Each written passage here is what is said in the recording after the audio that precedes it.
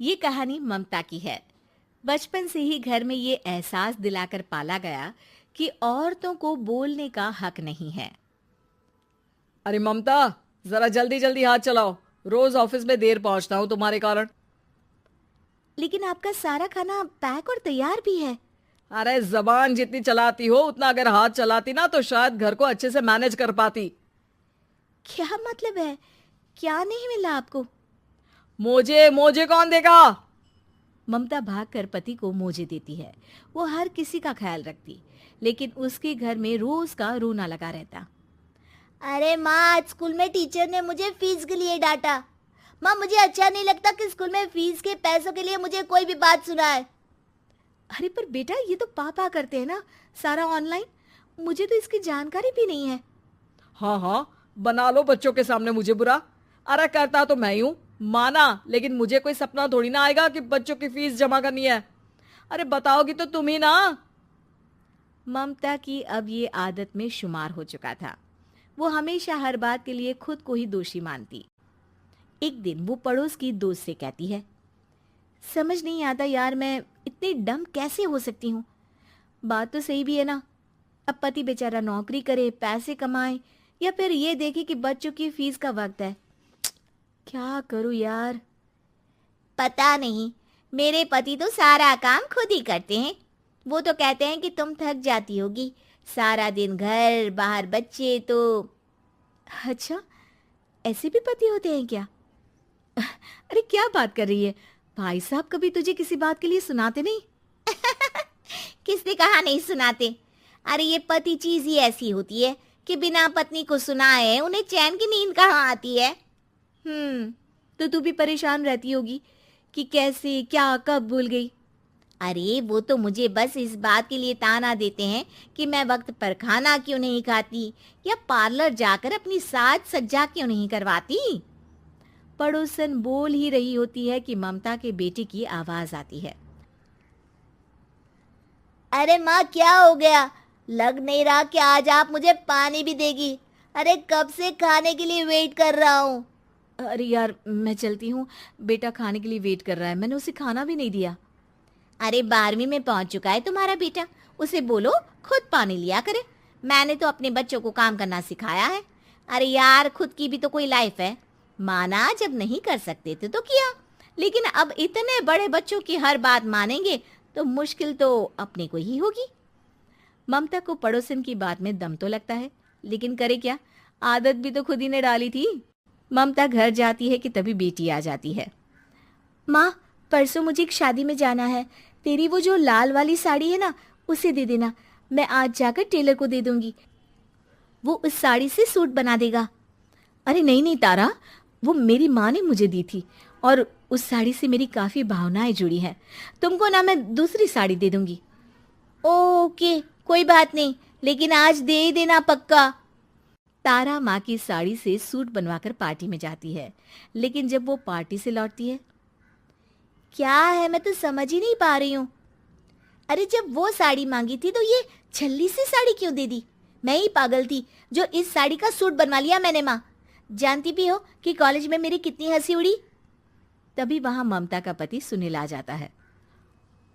अरे गवार औरत, जब बेटी साड़ी मांग रही थी तो दे देती ना। अरे पापा, इनके तो इमोशंस जुड़े थे उस साड़ी से। ममता इतने सब के बाद भी कुछ नहीं बोलती। मेरी बेटी की बेइज्जती हो गई, मैं बिल्कुल बर्दाश्त नहीं कर सकता ये। मैं नहीं चाहता कि मेरी बेटी से कोई भी ज्यादा सुंदर लगे पूरे कॉलेज में। जी, वो पढ़ने में तारा बिल्कुल अच्छी नहीं है, उसकी पढ़ाई पर आप ध्यान दीजिए ना। अच्छा, अब तुम मुझे बताओगी कि मुझे किस पर ध्यान देना और किस पर नहीं।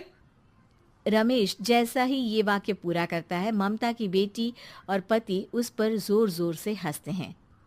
अरे ठीक है ना, पता ही नहीं चला कि कैसे वक्त इतना बीत गया।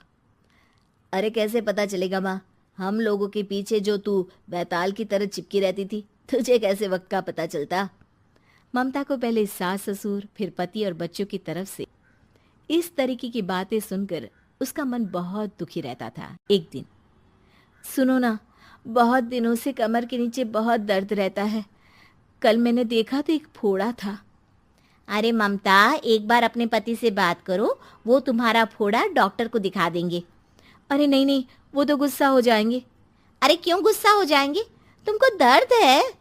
हाँ, लेकिन वो यही बोलेंगे कि ऑफिस जाऊं या फिर तुम्हें लेकर डॉक्टर के पास।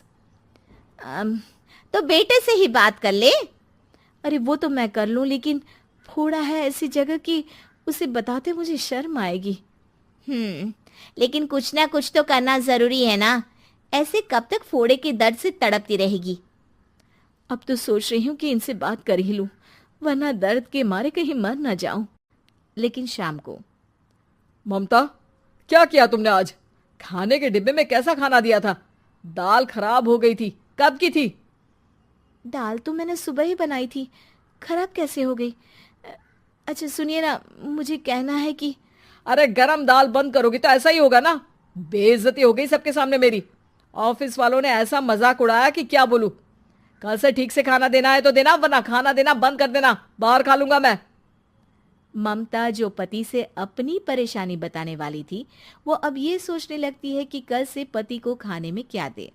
अगले दिन ममता थकी थकी सी हालत में, आप लोगों के लिए नाश्ता बना दिया है, खाना बनाने की हिम्मत नहीं है आज तो।